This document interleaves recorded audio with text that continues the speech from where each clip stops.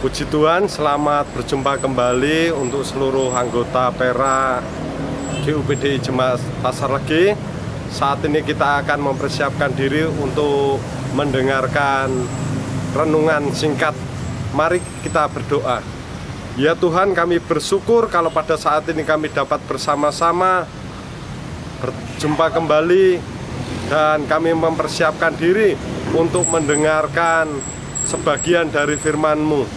Kau sendiri yang akan memberikan penyertaan, memberikan bimbingan, sehingga renungan yang akan kami dengar pada saat ini menjadi berkat bagi kehidupan kami. Terima kasih Tuhan, kami berdoa di dalam nama Tuhan kami, Yesus Kristus. Amin. Ya.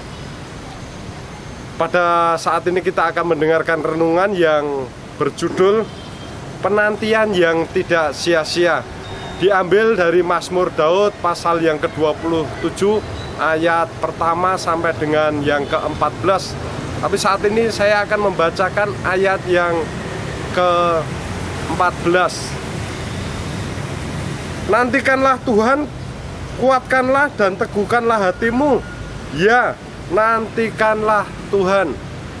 Menanti itu adalah sesuatu hal yang mudah untuk dikatakan, tetapi untuk melakukan atau menindaklanjuti untuk melakukan sebuah menanti sesuatu itu kadangkala sulit. Karena menanti itu kadangkala jenuh, membosankan. Bahkan sebagian orang ketika bergumul di dalam kehidupannya, ketika menanti jawaban Tuhan itu kadangkala terus beranggapan apa yang dibicarakan di dalam Alkitab tentang janji-janji Tuhan itu hanyalah sebuah isapan jempol saja, sebuah janji yang kosong belaka. Tapi pada saat ini ketika kita belajar dari Mazmur Daud pasal 27 ayat pertama sampai dengan ke-14, bagaimana Daud pun merasakan pergumulan di dalam kehidupan imannya. Dia berjuang di tengah kehidupannya, di dalam peperangan, ancaman pembunuhan.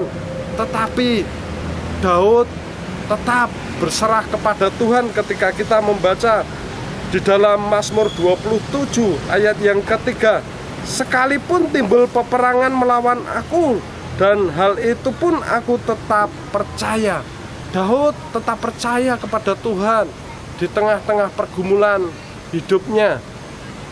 Ketika dia menyandarkan kepada Allah, tidak segampang itu. Dia pun pernah merasakan sebuah keraguan-raguan ketika dia menantikan Tuhan.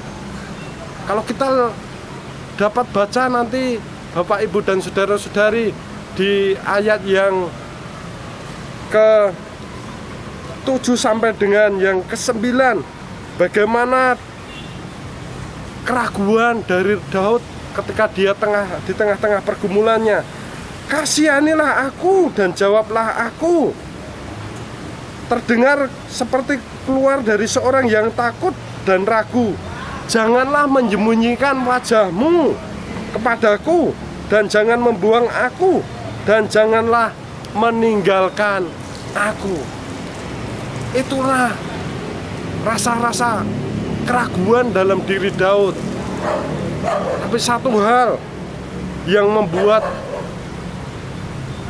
kita bangga oleh Raja Daud, di tengah-tengah keraguannya dia tidak membiarkan hidupnya untuk jatuh, untuk tidak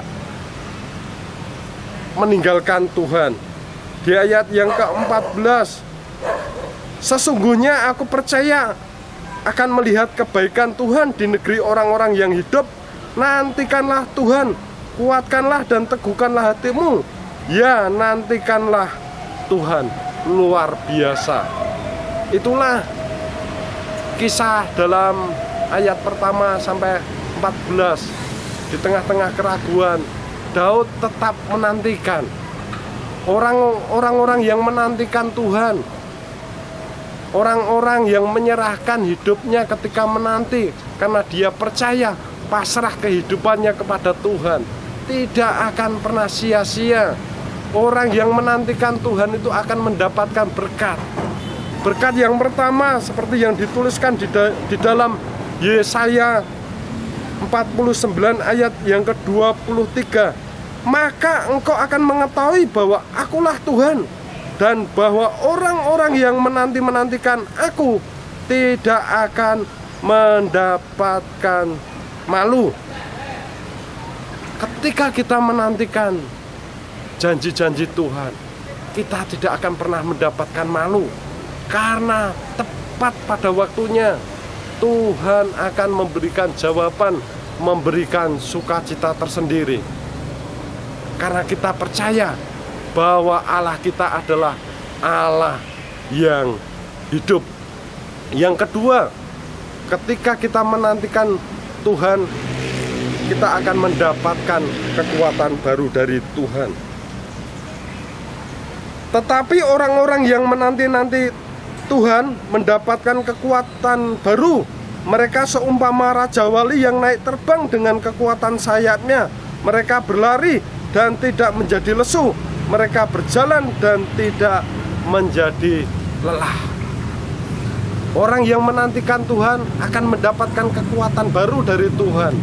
Tuhan akan selalu ada, hadir dalam kehidupan kita, supaya ada semangat, ada kegirangan, ada sukacita, sehingga kita tidak pernah merasa lelah ataupun merasa leluh, karena Allah ada di dalam hidup kita. Mungkin kita tidak segera mendapatkan jawaban yang tepat dan sederhana bagi pertanyaan-pertanyaan di dalam kehidupan kita, di tengah kesulitan kita, di tengah kekhawatiran kita, di tengah keraguan kita. Tapi ketika kita tetap menantikan jawaban Tuhan, dan tepat pada waktunya Tuhan akan memberikan jawaban, dan penantian kita tidak akan pernah sia-sia. Amin. Mari kita berdoa. Ya Tuhan, kami bersyukur untuk firman Tuhan yang sudah kami dengar pada saat ini.